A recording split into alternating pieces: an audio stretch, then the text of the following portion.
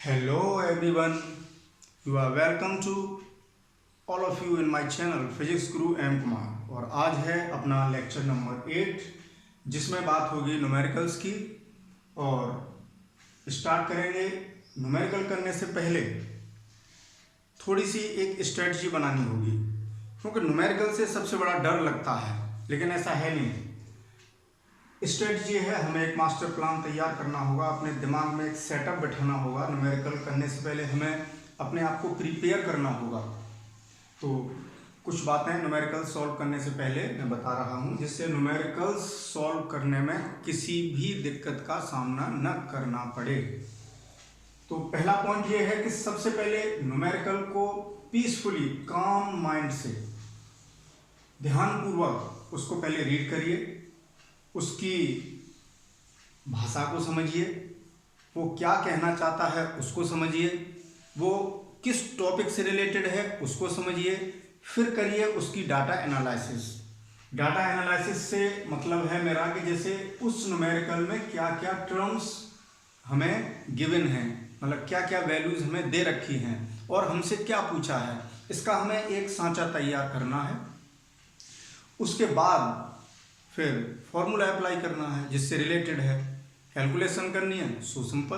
तो स्टार्ट करते हैं, समझते हैं। जो स्ट्रेटजी हमने अभी तैयार की थी उसी के अकॉर्डिंग चलेंगे। तो सबसे पहले पढ़ेंगे पूरे क्वेश्चन को। सबसे पहला पॉइंट, पहले न्यूमेरिकल को पूरा पढ़ लीजिए, यानी एक लाइन पढ़ी डाटा लिखना स्टार्ट कर दिया, ऐसा नहीं है।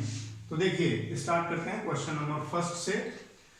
ऊन से रगड़े जाने पर पॉलीथीन का टुकड़ा 3 × 10⁻⁷ कूलम के ऋणावेश से आवेशित है। तो ये दे रखा है इस न्यूमेरिकल में। अब पूछा है स्थानांतरित इलेक्ट्रॉनों की संख्या, और दूसरा क्या इस प्रक्रिया में संहति का भी स्थानांतरण होता है। तो इस क्वेश्चन को जब हमने पढ़ा, तो पढ़ने के बाद हमारा दिमाग तुरंत पहुंचा कि ये क्वांटाइजेशन ऑफ चार्ज का न्यूमेरिकल है, क्योंकि ये पूछा जा रहा है कि कितने इलेक्ट्रॉन ट्रांसफर हुए। और ट्रांसफर की बात हमने की थी जब वैद्युत आवेश पड़ा था, जब दो वस्तुओं को आपस में रब किया था, रगड़ा था। तो उस क्वेश्चन की लैंग्वेज से ये पता लग जाता है कि ये क्वेश्चन हमारा किस थीम पर बेस्ड है, किस टॉपिक से रिलेटेड है। फिर उसके बाद अगले पॉइंट में जो जो गिवन है उस डाटा को हम लिख लेते हैं। ये हर न्यूमेरिकल में बार बार नहीं बताऊंगा, चूंकि आज न्यूमेरिकल स्टार्ट हो रहे हैं, इसलिए कि न्यूमेरिकल सॉल्व करने से पहले हमें अपने आप को मेंटली कैसे प्रिपेयर करना है, इसलिए थोड़ा बता रहा हूं। तो देखिए, ऊन से रगड़े जाने पर पॉलीथीन का टुकड़ा इतने ऋणावेश से आवेशित है। तो दैट इज, ये हमें आवेश दिया है, चार्ज दिया है, तो जो गिवन वैल्यू है वो हमने लिख ली, Q = 3 × 10⁻⁷ कूलम। ये हमें गिवन हो गया। आगे पहला पार्ट अब सॉल्व करते हैं। स्थानांतरित इलेक्ट्रॉनों की संख्या की गणना की, यानी कि कितने इलेक्ट्रॉन ट्रांसफर हुए उनकी संख्या पूछी है, दैट इज n पूछा है। तो सो सिंपल। एक बात का और ध्यान रखना है कि ये ऋणावेश से आवेशित है, यहाँ पर ऋणावेश की बात की है, लेकिन हम यहाँ ऋणावेशित, यहाँ ऋण नहीं लगाएंगे, क्योंकि हमें संख्या पूछी है। हमसे क्या पूछा गया है? इलेक्ट्रॉनों की संख्या। अब जिस वस्तु पर वो इलेक्ट्रॉन जाएंगे वो ऑब्वियसली ऋणात्मक हो जाएगी, जिससे निकलेंगे वो धनात्मक हो जाएगी। तो उस साइन से तो हमें ये पता लगना है कि ट्रांसफर होने से इलेक्ट्रॉन किस बॉडी से किस बॉडी पर गए हैं, क्योंकि संख्या नेगेटिव नहीं हो सकती, क्योंकि जो नंबर पूछा है वो पॉजिटिव ही आना है। कोई भी किसी इलेक्ट्रॉनों की संख्या ऋणात्मक में नहीं हो सकती। तो अब क्वांटाइजेशन का फॉर्मूला Q = NE, इससे N कितना आ गया? Q/E। अब वैल्यू पुट करनी है, और E हमें पता होना चाहिए, ये याद होना चाहिए। तो N = Q की वैल्यू 3 × 10⁻⁷, और E की वैल्यू हम जानते हैं, जो फंडामेंटल चार्ज है या एलिमेंट्री चार्ज, जो इलेक्ट्रॉन का आवेश है, 1.6 × 10⁻⁻19। अब इसको सिंप्लीफाई कर लेंगे, पॉइंट हटाएंगे, 0 बढ़ जाएगा, यानी 30/16। पावर सॉल्व करेंगे, 10⁻⁻7 और +19। अब ये कैलकुलेशन, अब आप कहेंगे सर ये छोटी छोटी कैलकुलेशन भी इस तरीके से करना है, लेकिन हर प्रकार का स्टूडेंट होता है, इसलिए थोड़ा बता रहे हैं, फिर आगे स्पीड पकड़ेंगे, फिर ये छोटी मोटी कैलकुलेशन अपने आप करेंगे आप लोग। तो देखिए 2 8 या 16 और ये 15 टाइम्स कट गया। 8 से डिवाइड करिए, 8 एकम 8, 7 बचे, 8 8 64, कितने बचे? देखिए फिर दोबारा करते हैं, 8 एकम 8, 7 बचे, 70 हो गए। ओके, 8 8 64, 6 बचे, तो 6 बचे तो 8 7 56, 4 बचे, 8 5 40, गुणा 10 की घात 19 में से 7 जाएंगे 12। तो ये कैलकुलेशन मुझे हर बार न बतानी पड़े, कैलकुलेशन आप अपनी स्ट्रॉन्ग रखिए। अब मैं यहाँ कैलकुलेशन नहीं सिखाऊंगा भाई, हमें सीखना है कि किस न्यूमेरिकल को किस कंसेप्ट से सॉल्व करना है। तो ये संख्या आ गई, संख्या की कोई यूनिट नहीं होगी, यानी इतने इलेक्ट्रॉन ट्रांसफर हुए, this is the number of transferred electrons. तो ये इलेक्ट्रॉनों की संख्या आ गई, यही पूछा था। एक बात और, किस से किस में, ये और पूछा है कि किस पदार्थ से इलेक्ट्रॉन किस में गए हैं। तो देखिए पॉलीथीन का टुकड़ा ऋणावेशित हुआ है, यानी उस पर इलेक्ट्रॉन पहुंचे हैं, जिससे उस पर एक्सिस हुई, तो जब एक्सिस हुई तो वो नेगेटिवली चार्ज हो गया, ऋणावेशित हो गया। तो इलेक्ट्रॉनों का ट्रांसफर किससे हुआ है, किससे लग रहा था, ऊन से, तो ऊन से पॉलीथीन पर इलेक्ट्रॉन इधर ट्रांसफर हुए, ऊन से पॉलीथीन पर। ये आंसर भी लिखना है। अब सेकंड पार्ट, क्या इस प्रक्रिया में संहति का भी स्थानांतरण होता है, यानी इसमें यह पूछा है कि ये जो प्रोसेस हुआ, इलेक्ट्रॉन एक पदार्थ से दूसरे पदार्थ में पहुंचे, तो क्या इसमें मास का भी ट्रांसफर हुआ। संहति मीन्स द्रव्यमान, सब जानते हैं द्रव्यमान मास, तो क्या मास का भी ट्रांसफर हुआ। तो इस क्वेश्चन का आंसर देखिए इलेक्ट्रॉन जब गए हैं, और इलेक्ट्रॉन चार्ज पार्टिकल है, मूल कण है, और उस पर द्रव्यमान भी होता है, तो वो द्रव्यमान भी पहुंचा है, तो द्रव्यमान का भी ट्रांसफर होता है। अब देख लेते हैं कितना द्रव्यमान ट्रांसफर हुआ है। तो देखिए इतने इलेक्ट्रॉन किस पर गए, पॉलीथीन पर, तो ये n हो गया, n बराबर 1.875 इंटू 10⁻12। इतने इलेक्ट्रॉन पहुंचे हैं, और हम एक इलेक्ट्रॉन का मास जानते हैं, mass of 1 electron, mass of 1 electron equals to 9.1 into 10⁻31 kg। इतना मास एक इलेक्ट्रॉन का है, इतने पहुंचे हैं, तो मल्टीप्लाई कर देंगे तो मास आ जाएगा। तो जो मास ट्रांसफर हुआ है, यानी स्थानांतरित द्रव्यमान, कैसे निकालेंगे, सो सिंपल, इतने इलेक्ट्रॉन में एक इलेक्ट्रॉन के द्रव्यमान का मल्टीप्लाई कर देंगे इंटू 9.1 इंटू 10⁻31। ओके, तो मैं इसको सिंपली लिख देता हूँ, इसका स्पेस कम है, मल्टीप्लाई करेंगे 1.7, ये आ जाएगा, क्योंकि ये 1.8 और ये 9 लेके चले, 18 में 162 होते हैं, और लेकिन ये 8 से ज़्यादा भी है, तो 1.7 आएगा। आप कैलकुलेट कर लीजिएगा, वो आ जाएगा। 10⁻31 ऊपर प्लस पे हो जाएंगे, तो वो सॉरी ऊपर नहीं आ रहा है, मल्टीप्लाई है, वो ऊपर नीचे लिखे हैं इसलिए मैं ऐसा भूल गया, ये मल्टीप्लाई में है, तो एक लाइन में ही है, स्पेस की कमी से ऐसा लग रहा है। तो -31 और +12, तो कितना आ जाएगा, 10⁻⁴, 11 में से 2 जाएगा 9, यहाँ 2 रह गया, यानी 19 kg, यानी इतना मास ट्रांसफर हो गया। यानी पॉलीथीन का रगड़ने से पहले जो द्रव्यमान था, अब आवेशित होने पर इतना द्रव्यमान बढ़ गया, और इतना ही द्रव्यमान उनका कम हो गया। लेकिन ये मास एक्चुअली इतना कम है, 10⁻⁻19 है, कि प्रैक्टिकली हम इसको महसूस नहीं कर पाते हैं, लेकिन मास का ट्रांसफर होता है। जब आवेश जाता है तो मास भी साथ जाता है। एक बात मैं पहले बता चुका था थ्योरी में, कि बिना मास के चार्ज का अस्तित्व ही नहीं है, there is no existence of charge without mass. आवेश के लिए द्रव्यमान का होना बहुत जरूरी है। तो ओके, इट इज क्लियर। तो नेक्स्ट क्वेश्चन पर चलते हैं। तो ये क्वांटाइजेशन ऑफ चार्ज का न्यूमेरिकल हो गया। इस पर बेस्ड जितने न्यूमेरिकल्स होंगे आप अपने आप लगाएंगे, उनको कोई प्रॉब्लम नहीं आनी चाहिए, सिंपल है। नेक्स्ट क्वेश्चन, वायु में एक दूसरे से 30 सेंटीमीटर दूरी पर रखे 2 छोटे आवेशित गोलों पर क्रमशः इतना तथा इतना आवेश है, उनके बीच कितना बल है। देखिए हमने क्वेश्चन पढ़ा, क्वेश्चन पढ़ते ही हमें उसकी भाषा से ये क्लियर हो गया कि ये क्वेश्चन में दो आवेश दिए हैं, बीच की दूरी भी दी है, बल की गणना करवा रहा है। हमने कूलाम के नियम की परिभाषा पढ़ी है जिसमें दो आवेश होते हैं, बीच की दूरी होती है और उनके बीच लगने वाले बल की गणना करते हैं। तो so simple that is this is based on Coulomb's law. तो हमें कूलम्स लॉ का फॉर्मूला लगाना है। अब क्या करेंगे, डाटा एनालिसिस कर लेते हैं। जो डाटा दे रखा है तो एक दूसरे से इतनी दूरी पर रखे हैं तो ये उन दोनों आवेशों के बीच की डिस्टेंस हो गई, दूरी हो गई, यानी r इक्वल्स टू 30 सेंटीमीटर। अब देखिए जो दो आवेश हैं वो कितने हैं, छोटे आवेशित बोले हैं तो वो पॉइंट चार्ज की तरह ट्रीट हो रहे हैं। तो एक पर आवेश इतना है, एक पर इतना है, that is this is Q1 and this is Q2। तो Q1 कितना आ गया 2 × 10⁻⁻7 कूलम और Q2 आ गया 3 × 10⁻⁻7 कूलम। उनके बीच कितना बल है जो पूछा है उसको भी लिख लीजिए। अब ये पूछा है, ये हमने लिख लिया, ये दे रखा है।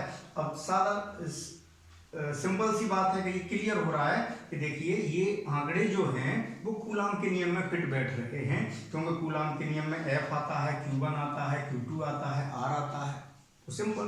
अब according to Coulomb's law F equals to 1/4 pi epsilon naught Q1 Q2 upon R square. अब यहां देखिए फॉर्मूला हमने लिख लिया। अब यहां देखें, यहां कह रहा है वायु में, इसलिए हमने यहां एप्सिलॉन नॉट लिया है। न्यूमेरिकल में ये भी कह सकता था ये दोनों गोले जो हैं वो इतने परावैद्युतांक वाले पदार्थ में रखे हैं, परावैद्युतांक दिया होता, के की वैल्यू दे रखी होती, तो हम यहाँ मान लो किसी माध्यम में होते तो एप्सिलॉन नॉट के और आ जाता है। ऐसा न्यूमेरिकल अपने आप कर लेंगे। अब तो 1/4 पाई एप्सिलॉन नॉट, वायु में है इसलिए एप्सिलॉन नॉट। अब वैल्यू रखने से पहले इस बात का विशेष ध्यान रखना है कि जो हमें आंकड़े दिए हैं वो सारे एक यूनिट में हैं या नहीं, इस बात को देखना बहुत मस्ट है। जैसे देखिए ये कूलम में है, नो प्रॉब्लम, एसआई यूनिट्स हैं। ये 30 सेंटीमीटर है तो ये सीजीएस सिस्टम में है, सीजीएस पद्धति में है, इसलिए इसको हमें कन्वर्ट करना होगा एसआई में। तो एसआई यूनिट सेंटीमीटर यानी डिस्टेंस की, जो सेंटीमीटर की जगह क्या होगी मीटर, तो इसको मीटर में कन्वर्ट करना है। 30/100 कर लीजिए या इंटू 10⁻⁻2 मीटर। अब वैल्यू पुट करेंगे तो ये गलती न हो जल्दबाजी में कि कभी कभी हम क्या करते हैं, बड़ा जल्दी में होते हैं, डाटा लिखा और जल्दी फॉर्मूला लिखा, वैल्यू रख दी और बड़ा खुश होते हैं हम तो सही करके आए हैं, न्यूमेरिकल मार्क्स कैसे कट गए। अब यहाँ अगर आप सेंटीमीटर में ही रख देते, भले ही आप पूरा सही सॉल्व करते जाते, लेकिन वो क्वेश्चन टोटली गलत हो जाता। तो अब देखिए वैल्यू रखते हैं तो F equals to 1/4 pi epsilon naught. इस पूरे टर्म की वैल्यू आप लोग जानते हैं, पीछे पढ़ा चुके हैं, 9 × 10⁹ इंटू Q1 2 × 10⁻⁻7 इंटू Q2 की value 3 × 10⁻⁻7 upon R square, that is R है 30 × 30 लिख लेते हैं, स्क्वायर है 30 × 30 स्क्वायर है इसलिए इसको भी दो बार लिख लेते हैं, 10 की पावर और -2 या -2 × -2 करेंगे -4। जब स्क्वायर करते हैं पावर के ऊपर पावर होती है तो पावर में मल्टीप्लाई हो जाता है। ये बेसिक चीज़ें जो आप जूनियर क्लासेस में पढ़ करके आए हैं, उनकी भी थोड़ी कैलकुलेशन की प्रैक्टिस रखें, उन लॉज की, उन रूल्स की, तो कोई प्रॉब्लम नहीं आएगी। तो देखिए अब हम सॉल्व करते हैं। देखिए ये 0 and 0 तो हम 3 से काट देते हैं इसको दो बार, 10 टाइम्स, ये भी 10 टाइम्स, दो बार काटा है तो 3 एक बार काट दिया, दूसरे 3 से ये कट गया, यानी 3 3 या 9 यहाँ कट गया, 100 नीचे 0 0 रह गया, 100 हो गया। अब ये 100 है, अब पावर सिंप्लीफाई कर लेते हैं तो इक्वल्स टू 3 × 2 6। अब पावर्स देख लीजिए, ओरली करते हैं इसको।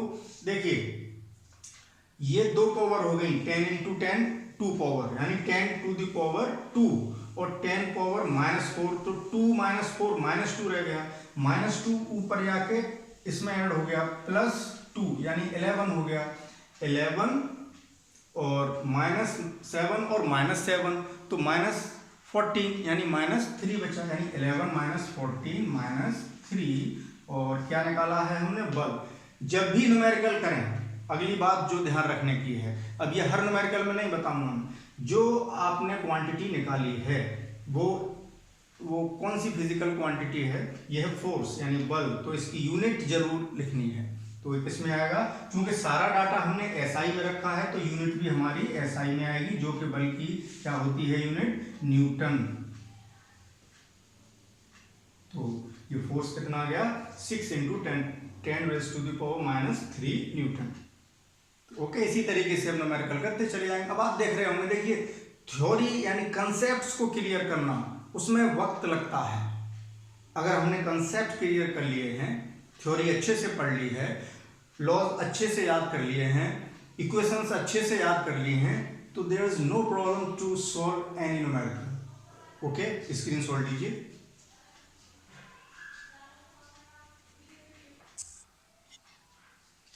अब नेक्स्ट प्रॉब्लम सॉल्व करते हैं। क्वेश्चन नंबर 3, देखिए 2 विद्युत रोधी आवेशित तांबे के गोलों, तांबे के गोलों का मतलब दोनों गोले धातु के बने हुए हैं यानी चालक हैं, यहां से हम ये समझ लेंगे। ए तथा बी के केंद्रों के बीच की दूरी 50 सेंटीमीटर है। यदि दोनों गोलों पर पृथक पृथक इतना कूलम आवेश है तो इनमें कितना वैद्युत बल लगेगा। पृथक पृथक यानी ए गोले पर भी इतना आवेश है और बी गोले पर भी अलग से इतना ही आवेश है। ये नहीं कि ये टोटल आवेश नहीं है दोनों का, दोनों गोलों पर समान अमाउंट है, ये न्यूमेरिकल ये बता रहा है। तो सीधी सी बात है, जैसे हमारे पास एक गोला है। अब इसमें एक बात और थी, वो मैंने लिखी नहीं है, अब वो अंडरस्टूड है, आप लिख लेना यहाँ पर कि चूंकि ये गोले हैं तो गोले का आकार कितना है, ज़्यादा बड़ा तो नहीं है। क्वेश्चन में ये भी दिया है कि गोलों की जो त्रिज्या है इन दोनों के बीच की दूरी की तुलना में नगण्य है। तो इससे क्या पता लगेगा कि ये दोनों गोले बिंदु आवेश की तरह व्यवहार कर रहे हैं। तो वो स्पेस की शॉर्टेज की वजह से वो बात मैंने छोड़ दी है कि दोनों गोलों की त्रिज्याएं दोनों गोलों के बीच की दूरी की तुलना में नगण्य है, ये गिवन है हमें। तो हम बिंदु आवेश की तरह इनको ट्रीट करेंगे। तो ए गोले का आवेश, इसको हम Q1 मान लेते हैं, या चलिए Q1 कितना हो गया 6.5 × 10⁻⁷ कूलम। यही वैल्यू कितने की है, यही Q2 है। तो एक ही लाइन में लिख देते हैं, स्पेस भी बचेगा। Q1 भी इतने कूलम है और Q2 भी इतना ही कूलम है। तो कितना वैद्युत बल लगेगा, ये तो निश्चित है, कैसा लगेगा, प्रतिकर्षण का, क्योंकि दोनों ही पॉजिटिव हैं। तो प्रतिकर्षण का बल लगेगा। अब कितना लगेगा उसके लिए कूलम्स लॉ लगाएंगे। R कितना है 50 सेंटीमीटर, R = 50 सेंटीमीटर। इसको मीटर में कन्वर्ट करेंगे, 100 से डिवाइड करेंगे तो 1/2 मीटर या 0.5 मीटर, जैसे भी लिखना चाहें। तो देखिए अब कूलम्स लॉ लगाते हैं, तो F = 1/4π। अब देखिए यहाँ ये नहीं बताया उन्होंने कि ये गोले कहाँ रखे हैं, किसी माध्यम में तो नहीं रखे। तो ध्यान रखें, ये अंडरस्टूड है कि अगर हमें किसी माध्यम की बात नहीं बताई गई है प्रॉब्लम में, न्यूमेरिकल में, तो हम ये मान के चलेंगे कि ये दोनों गोले या तो वायु में है या निर्वात में है, इसलिए हम K का यूज नहीं करेंगे। 1/4πε0 Q1 Q2/R²। वैल्यू पुट करते हैं, इस टर्म की वैल्यू 9 × 10⁹ इंटू Q1 और Q2 इतना ही है, तो 6.5 × 10⁻⁷ इंटू 6.5 × 10⁻⁷ अपॉन R² 1/2 का स्क्वायर। तो 1/2 का स्क्वायर 1/4 होगा और 4 चला जाएगा ऊपर, तो कितना आ जाएगा, पावर्स को साथ साथ लिख लेंगे, 9 × 6.5 × 6.5 और इंटू ये 4 ऊपर आ गया इंटू 4, और पावर्स अरेंज कर लेते हैं। देखिए 10⁻⁴ कर लेते हैं, यहाँ 9 है, 9 - 7 2 बचा, 2 - 7 -5 बचा, कितना रह गया -5। एक बार और चेक कर लेते हैं कोई टर्म छूटा तो नहीं। 10⁻⁹ ये दे रखी थी, ठीक है, -14 और प्लस के 9 माइनस के 5, ये आया। अब यहाँ देखिए, इसको सॉल्व करते हैं। 9 4 36, 9 4 जा 36, और ये इसका स्क्वायर करेंगे यानी 25 और 2 और 2 डिजिट फॉर्म, इतना आ जाएगा इंटू 10 टू द पावर -5। इसका मल्टीप्लाई कर लेंगे। 36 42.25 का मल्टीप्लाई करने के बाद जो वैल्यू आएगी तो देखते हैं, ये आ जाएगी। देखिए मैं लिख देता हूँ, इतनी समथिंग लगभग इंटू 10 टू द पावर -5, और इसमें से 3 डिजिट यहाँ ले आते हैं। 10 टू द पावर -5 है तो 1.521 into 10 to the power, 3 digit इधर हमने डेसिमल, क्योंकि डेसिमल को हम फर्स्ट डिजिट के बाद ही लगाते हैं, ये लिखने का स्टैंडर्ड नोटेशन है। तो और भी डिजिट आएंगे, मैंने शॉर्ट में लिख दी हैं। तो 10 टू द पावर माइनस कितना रह गया 2, -3 इधर हो गई न्यूटन। कितना फोर्स लगेगा 1.521 into 10 to the power -2 newton. इसका मल्टीप्लाई जब आप करेंगे तो और 0 भी आएगा, तो वो कैलकुलेशन तो कर लेंगे, कोई प्रॉब्लम नहीं है। अब आगे देखिए, जो सेकंड पार्ट है, यदि प्रत्येक गोले पर आवेश की मात्रा 2 गुनी तथा बीच की दूरी आधी कर दी जाए तो कितना वैद्युत बल लगेगा। मैंने हेजल लगा दिए हैं, ऊपर लिखा हुआ है, स्पेस भी कम था। तो यहां देखिए सेकंड पार्ट, इसका बी पार्ट, यानी मात्रा 2 गुनी कर दी, कितनी कर दी 2 गुनी। तो पहले केस में जो बल था ये हमारा ये था, तो हमने इसको F1 ले लिया। अब F1 क्यों ले लिया, क्योंकि अब हमारे पास कंडीशन बदल गई, दूसरी स्थिति हो गई। तो ये पहले वाली स्थिति में बल था, तो ये F1 मान लिया 1.521 into 10 to the power -2 newton. Okay, ये F1 हुआ। अब देखिए, जब इस टाइप से न्यूमेरिकल में बात की जाए कि 2 गुनी, 3 गुनी, आधी या 1/4, तो इसमें हम एक न्यूमेरिकल डिजिट न लेकर के अपना एल्जेब्रिक एक्सप्रेशन के एल्जेब्रिक टर्म ले लेते हैं। जैसे फर्स्ट सिचुएशन में मान लीजिए R1 कितना था, R था, ठीक है, और R1 जो थी दोनों के बीच की दूरी R मान ली, और जो चार्ज था वो नया Q1 और Q2 बराबर थे, और वो कितना मान लिया Q थे। ये फर्स्ट सिचुएशन की बात हो गई। हालांकि हमें इनकी वैल्यूज दे रखी हैं, लेकिन अब हम जब रेशियो निकालेंगे, कंडीशन बदल गई है कि जब 2 गुनी, 3 गुनी, गुने में जब बात की जाए तो इस टाइप से आप सॉल्व करेंगे तो आसानी रहेगी। वैसे ऐसा भी कर सकते थे कि दूरी आधी कर दी तो इसका 25 सेंटीमीटर कर लो, और आवेश कितना कर दिया 2 गुना, तो इसका डबल कर लो। बात वही है, लेकिन इससे थोड़ा जल्दी हो जाएगा। तो अब देखिए R2 कितनी हो गई हमारे पास, बीच की दूरी आधी कर दी है, तो पहले की R/2, और आवेश कितने हो गए 2 गुना, यानी Q1 सॉरी अच्छा वो Q1 Q2 थे, तो अब Q1 डैश और Q2 डैश कर लेते हैं। Q1 डैश नए आवेश कितने हो गए 2Q। तो पहली स्थिति में जो हमारा बल आएगा, पहली स्थिति में कितना होगा 1/4πε0 Q1 Q2 upon R1 square, क्योंकि पहले दूरी R1 थी, आवेश Q1 Q2 थे। ये जो सिचुएशन थी, नई सिचुएशन ये बनी है दूसरी। और F2 कितना हो जाएगा 1/4πε0, अब आवेश कितने हो गए Q1 dash Q2 dash upon R2, distance हो गई R2 स्क्वायर। इक्वेशन का डिवाइड कर देते हैं, ये फर्स्ट और ये सेकंड। जब इक्वेशन डिवाइड करेंगे, इसमें डिवाइड कर देते हैं F1 का, तो F2, क्योंकि हमें F2 निकालना है इसलिए इसको ऊपर रखते हैं, तो F2 अपॉन F1 बराबर, डिवाइड करेंगे ये टर्म कट जाएगा, तो ये टर्म बचेंगे Q1 डैश Q2 डैश बटे R2 स्क्वायर इंटू F1 से डिवाइड करना है तो इसको पलट के लिख देते हैं, ये टर्म तो कट ही गया है, R1 square upon Q1 Q2। अब इसमें ये पता लग जाएगा कि पहले से कितने टाइम्स हो गया। तो देखिए मैं यहाँ सॉल्व करता हूँ, अब छोटा छोटा लिखूंगा थोड़ा सा।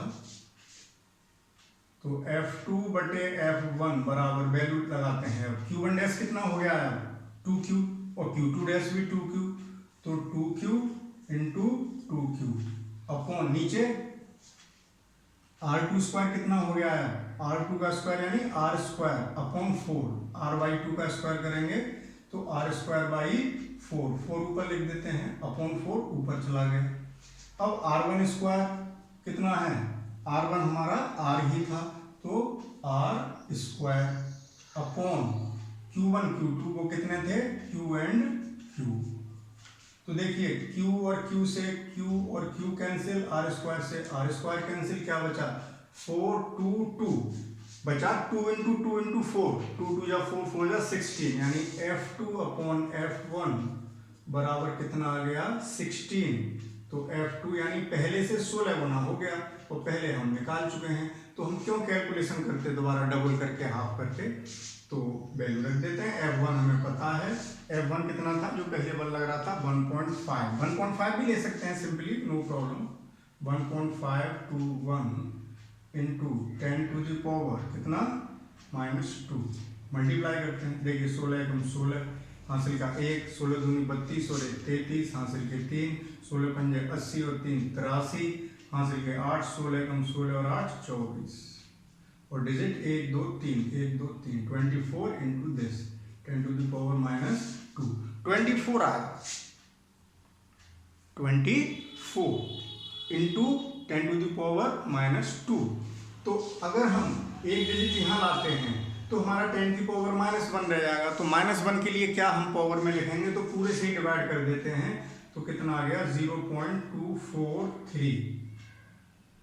अब इतनी डिजिट छोड़ दो, 2 ही में काफी है, 0.24 न्यूटन, इतने न्यूटन का फोर्स आ गया। पावर छोटी रह गई थी इसलिए हमने पावर के टर्म में लिखने की जरूरत नहीं समझी। तो इस न्यूमेरिकल में कोई ऐसी विशेष बात नहीं थी। अब ये न्यूमेरिकल मैंने इसलिए कराया है कि अब यहाँ देखिए इससे एक नया कंसेप्ट मिलेगा, ये प्रॉब्लम इसी से रिलेटेड है। तो देखिए यहाँ ये कह रहे हैं कि यदि उपर्युक्त प्रश्न में दोनों गोले सर्वसम यानी आइडेंटिकल हैं, यानी जो दोनों गोले थे ए और बी वो एक से हैं, यानी उनकी रेडियस सेम है, उन जो जिस मेटल से बने हैं वो सेम है, तो यानी आइडेंटिकल हैं एकदम बिल्कुल सेम, और इसी आकार का बिल्कुल ऐसा ही इसी रेडियस का इसी आकार का उसी मेटल का एक तीसरा अनावेशित गोला। बात यहाँ पर यह है कि उस गोले पर कोई आवेश नहीं है, जो तीसरा गोला सी मान लेते हैं उसको वो लेके आए हैं, और हमने क्या किया पहले तो पहले गोले के संपर्क तत्पश्चात दूसरे गोले के संपर्क में लाकर हटा दिया जाता है। तो अब इस सिचुएशन में ए और बी के बीच कितना प्रतिकर्षण बल लगेगा। देखिए यहाँ पर जो दोनों बल आए थे फर्स्ट कंडीशन में या सेकंड कंडीशन में, दोनों रिपल्सन के थे, दोनों प्रतिकर्षण बल थे।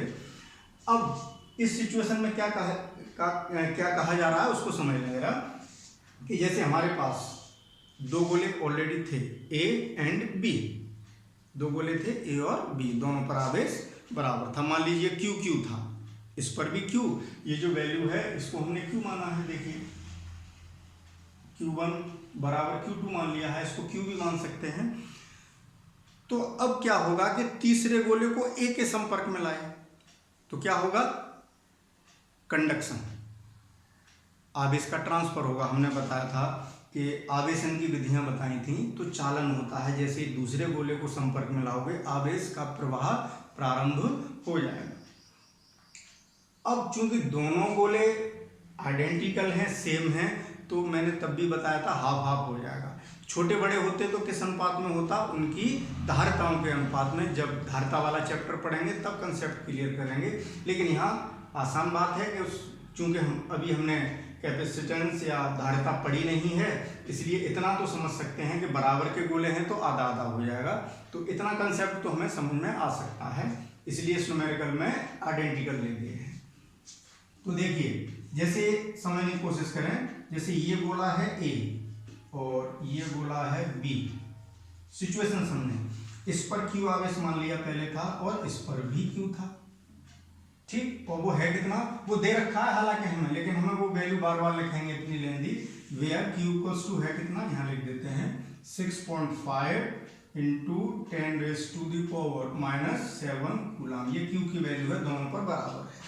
अब तीसरे गोले को लेकर के आए और सी गोले को इसके कांटेक्ट में ले आए, यानी ये था ए और ये हो गया ये ए और ये सी। तो कांटेक्ट में लाने पर क्या होगा, इस पर 0 आवेश था पहले और इस पर Q था, तो कांटेक्ट में लाने से इससे चार्ज इस पर जाने लगेगा। और कब तक, जब तक दोनों के बराबर हो जाएंगे, क्योंकि धारताएं समान हैं, दोनों के साइज सेम है, इसलिए बराबर, हर जगह बराबर नहीं करेंगे, तो आधा आधा बांटेंगे। तो Q + 0/2, Q यहाँ लिखता हूँ, Q + 0/2 बराबर कितना आया, Q/2। तो इस पर भी Q/2 हो गया और इस पर भी Q/2 हो गया। ये बात ध्यान रखनी है। तो ये नया आवेश हो गया, इसको मैं Q' लिख देता हूँ। अब चूंकि आवेश अलग अलग हो जाएगा, तो ये ए गोले का और सी गोले का आवेश है, तो इसको हमने Q1' लिख दिया है। ओके, अब इस सी गोले को, ये हमारा सी है और ये ए है, वो तो ऊपर लिखा ही है। अब इस सी को इसके कांटेक्ट में यहां से हटा दिया, अब इसके कांटेक्ट में ले आए, तो अब देखिए अब क्या होगा। अब बी के कांटेक्ट में लाए हैं बी और ये इसके कांटेक्ट में सी, तो अब बी पर कितना था पहले Q और इस पर Q/2 आ चुका है। अब भी ये आवेश ज्यादा है, तो इससे इस गोले में जाएगा, और कब तक जाएगा, जब तक दोनों के बराबर ना हो जाए। तो जोड़ के क्या कर दें, आधा, तो कितना हो जाएगा, Q + Q/2/2, ये कितना हो गया 2Q, 3Q/2 यानी 3Q/4। ये तो सॉल्व कर ही लेंगे। तो इतना दोनों पर हो गया, आधा मिल करके आधा आधा, भाई दोनों को जोड़ के ही तो आधा आधा करोगे। तो इस पर कितना हो गया 3Q/4 और इस पर भी कितना हो गया 3Q/4, यानी दोनों पर बराबर हो जाएगी आवेश की मात्रा, दोनों का जोड़ और उसका आधा आधा। तो इन दोनों को जोड़ें और इन दोनों को जोड़ें, बराबर ही आएगा।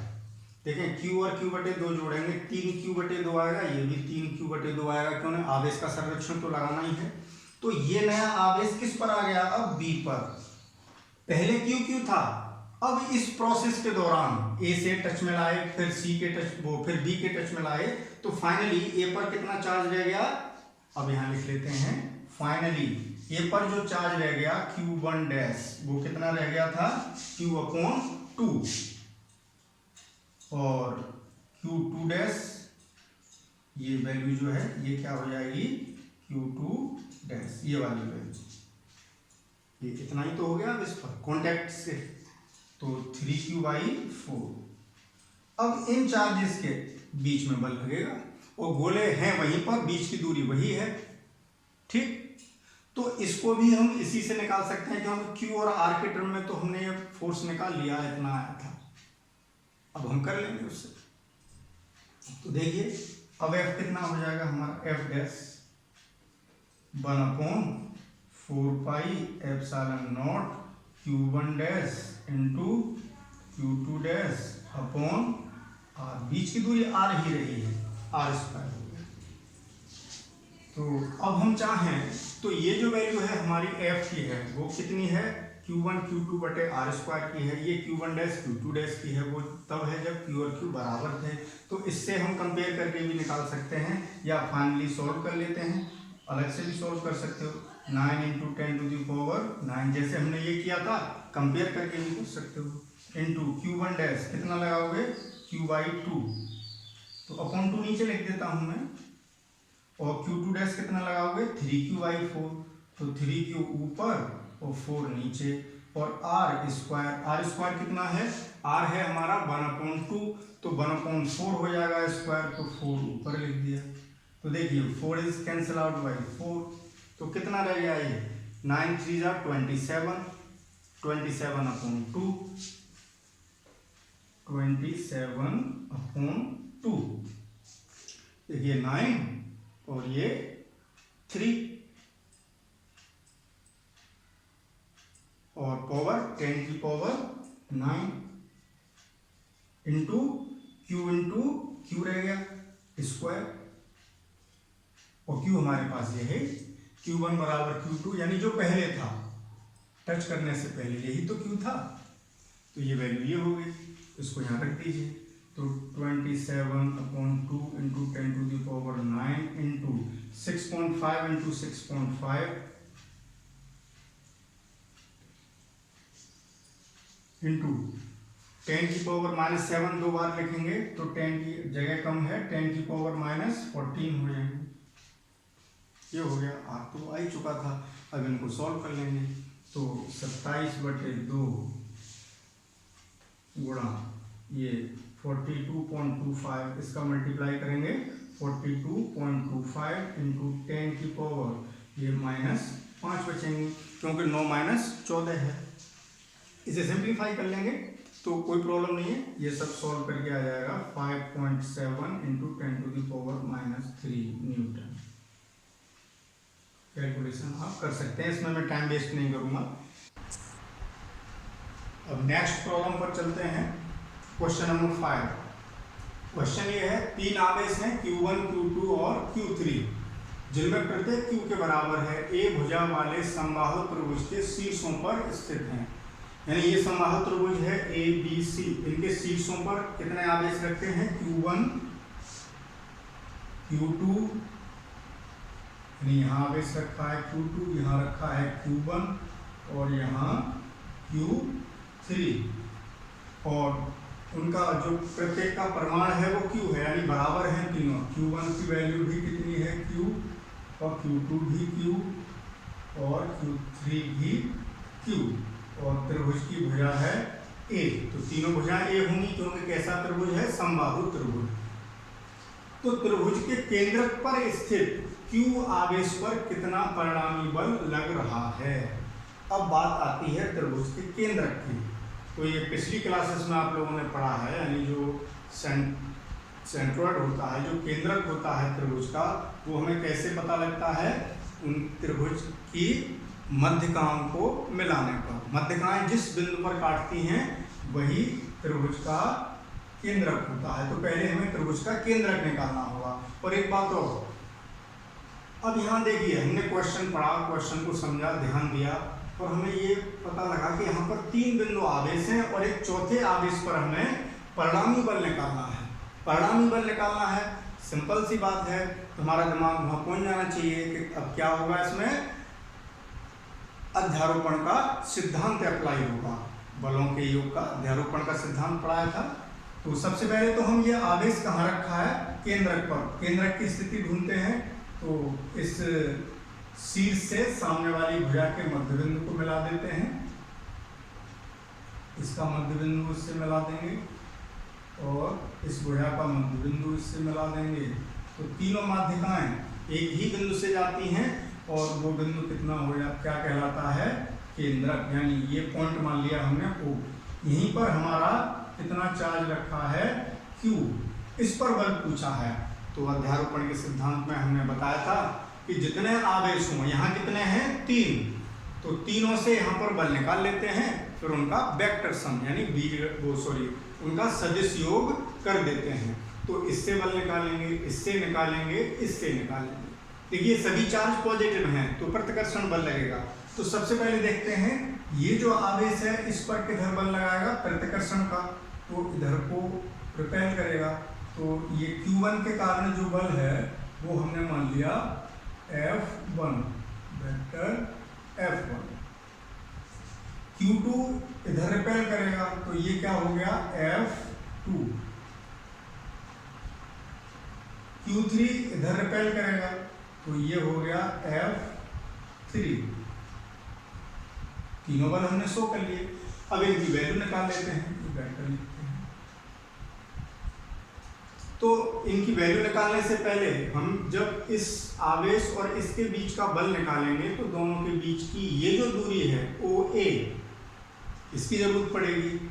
इसके और इसके बीच का बल निकालेंगे, इस दूरी की जरूरत पड़ेगी। इस आवेश और इस आवेश के बीच का बल निकालेंगे, इस दूरी की जरूरत पड़ेगी। तो ये दूरी कैसे निकलेगी? पहले देखिए, त्रिभुज AB, इस पॉइंट को मैं डाल देता हूँ D, ये जो पॉइंट है। तो देखिए त्रिभुज ABD में ये एंगल कितना होगा? चूंकि समबाहु त्रिभुज है 60 डिग्री, ये पूरा एंगल कितने का है? 60 डिग्री का। तो समकोण त्रिभुज ये, और देखिए समबाहु त्रिभुज में जो मध्यबिंदु से हम मिलाते हैं रेखा वो लंब होती है, ये भी एक प्रॉपर्टी है, ये आप लोगों ने 9th में पढ़ी होगी। तो ये समकोण त्रिभुज बना, तो समकोण त्रिभुज, अब ट्रिग्नोमेट्री भी यूज होगी, तो भाई बेसिक्स क्लियर होने चाहिए आपकी कैलकुलेशंस के लिए। लॉग लेना, त्रिकोणमिति, स्क्वायर करना, जो एक्सप्रेशंस हैं a प्लस बी का whole cube, a plus B का square, sine C plus sine D का फॉर्मूला, तो जो बेसिक्स हैं वो आपको याद होने चाहिए। तो समकोण त्रिभुज ए बी डी में इसमें बात करते हैं, तो ए बी डी में बात करेंगे साइन 60। देखिए हमें चूंकि ये डिस्टेंस पता है, ये साइड भी ए है, क्यों है ए, क्योंकि ये समबाहु त्रिभुज है, तीनों भुजाएं कैसी होंगी, बराबर। तो साइन 60 लंब बटे कर्ण, तो इस एंगल के लिए ये लंब हुआ, यानी परपेंडिकुलर हाइपोटेन्यूस, तो लंब हुआ हमारा AD अपॉन कर्ण AB। तो इससे हमें क्या पता लग जाएगा, AD। तो आगे लिख देता हूं मैं, तो इससे हमें क्या पता लग रहा है कि AD इक्वल्स टू, भाई स्पेस की जरूरत है इसलिए आगे लिख रहे हैं, AB साइन 60। मैं सिंपल आगे ही करता जा रहा हूं, और AB हमारे पास कितना है, A, और साइन 60 की वैल्यू √3/2, ये आ गई A √3/2। अब देखिए ये हमें मिल गया AD, और हमें एक बात और पता है, AD मिल गया और AO चाहिए, यानी OA चाहिए, कुछ भी कहें, कि ये जो मध्यका होती है उसको केंद्रक 2:1 के अनुपात में काटता है। वो रेशियो कितना होता है, 2:1। 2 किधर होता है, शीर्ष की तरफ, ये हिस्सा 2 और ये हिस्सा होगा 1। सामने वाली भुजा की तरफ 1 होगा और शीर्ष की तरफ 2 होगा, यानी 2:1। तो यानी OA जो है वो कैलकुलेट हो जाएगी, तो 2/3 होगी, यानी ये होगी 2/3, ये होगी 1/3, तो दोनों में अनुपात 2:1 का हो गया। तो OA कितना हो गया, OA बराबर हो जाएगा 2/3 ऑफ कितने का, AD का 2/3 कर दें तो ये मिल जाएगा, ठीक है ना, किसका, AD। तो और AD हमें पता है, AD आ गई है, तो 2/3 गुणा AD कितनी है, A √3/2, 2 से 2 कैंसिल, कितना आ गया, √3 से √3 काट लेते हैं नीचे, तो A अपॉन √3 से 3 √3 टाइम्स कट जाएगा, तो ये OA आ गया। ऐसे ही सेम OB इतनी ही आएगी और OC भी इतनी आएगी, तो ये वैल्यू किस किस की है, OB की भी है और OC की भी है, तो तीनों वैल्यू हमारे पास आ गई जिनकी हमें कूलम्स लॉ में जरूरत पड़ेगी। तो अब देखिए बल निकालते हैं, F1 मैग्नीट्यूड निकालते हैं, F1 तो 1/4πε0। देखिए पहले फॉर्मूला लिख देता हूँ, Q1 Q2 अपॉन R², तो बराबर ऐसे ही लिखा रहने दीजिए, 1/4π, सॉल्व नहीं कर रहे हैं क्योंकि हमारे पास जो डिजिट्स हैं वो भी अलजेब्रिक टर्म्स में ही है। तो Q1 Q2 Q दिया है भाई, Q1 हमारा कितना दिया है, Q, और यहाँ Q2 कौन सा हुआ, F1 कौन सा बल है, जो Q1 और Q के बीच लग रहा है, तो एक Q1 तो हमारा ये हो गया और Q2 ये हो गया, ये दूसरा आवेश हुआ, तो Q इंटू Q2 की जगह Q, दोनों के बीच की दूरी OA, और OA कितना है यहाँ, अब मैं चलो एक बार तो कर ही देता हूँ, OA का स्क्वायर ये हो गया, तो equals to 1/4πε0 Q into Q, और OA कितना है हमारे पास, ये वैल्यू है, OA की value A upon this value, A upon √3, इसका स्क्वायर करेंगे तो A² और √3 का स्क्वायर अपॉन में 3, तो वो 3 में लिख देता हूँ ऊपर, तो ये आ गया, ये क्या आ गया हमारे पास F1। अब देखिए हमारे पास सिमेट्री से डाटा सेम है, जैसे ही हम F2 निकालेंगे उसमें भी Q इंटू Q आएगा, ये वाला चार्ज, और ये दूरी भी उतनी है, तो F2 भी हमारा सॉल्व करके इतना ही आएगा, और F3 भी इतना ही आएगा। क्यों आएगा? क्योंकि देखिए F3 निकालेंगे तब भी Q इंटू क्यू करना है और बीच की दूरी भी OA के बराबर है। ये दूरी और ये दूरी तीनों बराबर है, सेम वैल्यू है तो सेम वैल्यू आएगी। तो F1 F2 F3 तीनों बराबर आ गए। अब हम जो परिणामी बल निकालेंगे F, वो कितना होगा? इन तीनों के वेक्टर सम, यानी F1 वेक्टर, ये केवल मैग्नीट्यूड आए, डायरेक्शन तो वहां शो हो रही है, प्लस F2 प्लस F3, ये सदिश हैं, इनको ऐसा नहीं करना है कि इसको 3 बार जोड़ दोगे कि दिस प्लस दिस, यहाँ भी यही वैल्यू रख दी। भाई ये तो परिमाण है, भाई यहाँ सदिश योग हो रहा है, इस बात का विशेष रूप से ध्यान रखना है कि सदिश योग ऐसे नहीं होता, दिशा भी देखनी होती है। 2 सदिशों का परिणामी हम किस सूत्र से निकालते हैं वो हम पहले बता चुके हैं। तो अब पहले कैसे सॉल्व करेंगे? 3 बल हैं, तो हम एक काम करते हैं कि हम कोई से 2 बल पहले सॉल्व कर लें, F1 F2 या F2 F3 या F3 F1। चलिए सिमेट्री के लिए हम कौन कौन से सॉल्व कर लेते हैं? F1 और F2 या F2 और F3 कर लेते हैं, वो ऊपर के हैं, कोई फर्क नहीं पड़ता, सेम बात रहेगी। चाहे आप ये दोनों पहले करिए, चाहे ये दोनों, चाहे ये दोनों, कुछ भी कर लीजिए। तो चलिए इन दोनों को कर लें, F2 और F3 का परिणामी निकालें। तो देखिए ये F1 और F2 और F3 बराबर आए हैं, ऐसे आए हैं बराबर, और इसको मैं क्या मान लेता हूँ, बार बार लिखना पड़ेगा F। मैंने क्या मान लिया इनको, इन वैल्यूज, ये जो वैल्यू है तीनों की बराबर है और उस वैल्यू को F मान लिया है, और हम ये परिणामी है, अब यहाँ भी F हो गया तो मैं यहाँ F नेट लिख देता हूँ, इससे कंफ्यूजन ना हो। तो F नेट निकालेंगे तो ये हो गया। अब हम किस किस का परिणामी निकाल रहे हैं? F2 और F3 का, वेक्टर F2 व वेक्टर F3 का परिणामी F डैश निकालें बराबर, किस किस का परिणामी है? F2 और F3 का। तो भाई एक फॉर्मूला पड़ा है, यहाँ मैं लिख देता हूँ कि 2 वेक्टर्स का परिणामी R स्क्वायर बराबर या R बराबर square root of A square plus B square plus 2AB cos theta. ये 11th में पढ़ाया था कि जब 2 वेक्टर A और B हों, जैसे ये है वेक्टर A और ये है वेक्टर B, दोनों के बीच का एंगल थीटा है, तो इन दोनों का जो रिजल्टेंट होगा इससे निकलेगा। तो यही हम यहाँ अप्लाई करते हैं, और यहाँ है F2 F3, तो A और B की जगह क्या लिख देते हैं? F2 F3। F1 और F2 के बीच का निकालते तो F1 F2 लिखते, तो क्या हो जाएगा? According to this equation F dash equals to F2 square plus F3 square plus 2F2 F3। F2 और F3 के बीच का एंगल दिस वन, तो देखिए ये टोटल एंगल 360 का है, ये 120 आएगा, ये एंगल कितना हो जाएगा? 120। ये समबाहु त्रिभुज है, ये तीनों जो रेशियो हैं समान होंगे, F2 F3 के बीच का, F3 F1 के बीच का, F1 और F2 के बीच का, तो 120 होगा। तो ये कितना हो गया? cos 120, और इनकी वैल्यू सबकी F है, तो equals to square root of F square plus F square plus 2F into F करेंगे तो क्या हो जाएगा? F स्क्वायर, ये भी F ये भी F इंटू cos 120 की वैल्यू सब जानते हैं, -1/2, 2 से 2 कैंसिल, तो माइनस F स्क्वायर रह गया, तो under root F square plus F square 2F square, और ये माइनस का F स्क्वायर बचा F स्क्वायर, और उसका स्क्वायर रूट कितना बचा? F, यानी परिणामी भी कितना आया दोनों का? F। किस किस का? F2 और F3 का। अब देखिए चूंकि ये दोनों बल बराबर हैं, तो आप ये जानते हैं कि जब 2 बल बराबर होते हैं तो उनका परिणामी जस्ट मिडिल से ही होके जाएगा, ठीक है ना? अलग अलग होते तो नहीं होता, तो फिर फॉर्मूला अप्लाई करना पड़ता।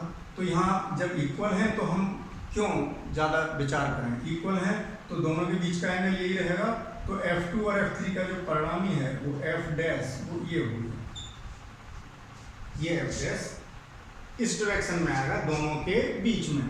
तो अब हमारे पास 3 फोर्स थे, F1 F2 F3। अब F2 F3 को हमने सॉल्व करके ये ले आए, अब कितने बचे हमारे पास? 2, एक ये जो इन दोनों का परिणामी, अब इसको और इसको सॉल्व करना है। और यहाँ देखिए अब F1 और F1 डैश दोनों ही F के बराबर हैं, क्यों? क्योंकि देखिए F1 भी F था F1। अब जो हमारा F नेट होगा, F नेट एक्चुअली अब यहाँ लिखते हैं क्या है F net, F1 plus F2 plus F3, और F2 और F3 हमने सॉल्व कर लिए, यानी F1 प्लस F2 F3 का जो परिणामी था वो कितना था F डैश, यानी vector F dash. Vector sum करना है इसलिए यहाँ वेक्टर लगाना बहुत जरूरी है। अब यहाँ पर देखिए, अब F1 और F1 डैश को सॉल्व करना है, और F1 और F1 डैश दोनों ही F के बराबर हैं।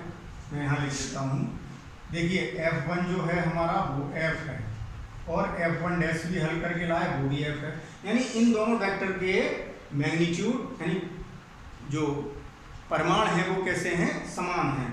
तो अब इन दोनों का वेक्टर सम करना है, तो यहाँ ऐसे नहीं है जोड़ देंगे F प्लस F, ऐसा नहीं कर सकते, उसकी दिशा भी देखनी है।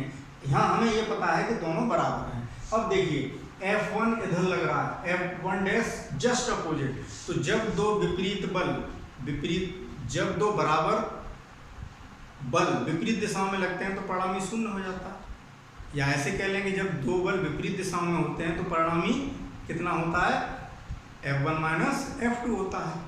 तो जो बल ज़्यादा होगा, जैसे हमारे पास ये बॉल पेन है, मैं इस पर इधर 10 न्यूटन से खींचता हूँ, इधर भी 10 न्यूटन से खींचता हूँ ऐसे, तो ये ना इधर चलेगा ना इधर चलेगा, क्योंकि 10 से इधर खींच रहा हूँ और 10 से ही इधर भी खींच रहा हूँ, तो परिणामी हो गया शून्य। कम ज़्यादा होते तो ज़्यादा वाले में से कम घट जाता, और अगर दोनों फोर्स एक ही डायरेक्शन में होते, मैं 10 इधर लगा रहा हूँ और 10 फिर दोबारा इधर ही लगा रहा हूँ, तो 20 हो जाता, तो परिणामी कितना हो गया 0। इन दोनों का जो वेक्टर सम हुआ वो हो गया 0, अर्थात इस बिंदु आवेश पर कोई भी बल कार्य नहीं कर रहा है, यानी परिणामी बल, वैसे 3 बल काम कर रहे हैं F1 F2 F3, लेकिन परिणामी बल कितना आ गया 0, यानी ये इसमें हो गया संतुलन। तो देखिए आज के लेक्चर में केवल इतना ही काफ़ी है, और अब आगे कल कंटिन्यू करते हैं न्यूमेरिकल्स को ही, तो इनको सॉल्व करिएगा। Okay, thank you for watching.